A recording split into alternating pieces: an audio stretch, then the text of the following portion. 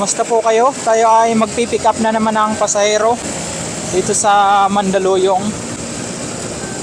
So malapit lang si sir, nasa around 500 meters. So medyo traffic yung ating dadaanan. So dito po sa Mandaluyong, laging traffic dito pag mga around 4 PM hanggang 8 PM.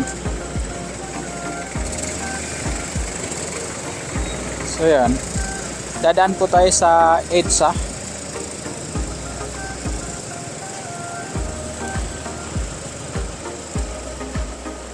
Ito yung mahirap po pag nagbiyahe pag traffic.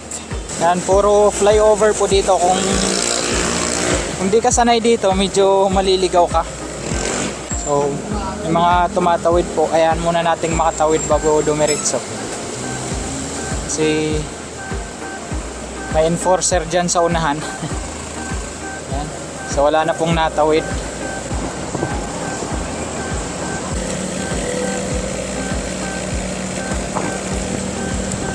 Pakanan po tayo dyan sa unahan. Ayan. And didiretso. Medyo makulimlim po yung panahon. Parang uulan. Ito po yung mahirap pag nagbiyahe pag maulan. Kasi madulas po yung kalsada. At delikado. Nakalagpas tayo. Dito dapat liliko. So yun, malapit na po tayo sa ating pupuntahan. At dyan na lang siya sa unahan. So marami pang mga batang naglalaro dito. Delikado pag mabilis patakbo. So ito na siguro si sir yung nakabag. Sir Peter. Dito po. Okay na po.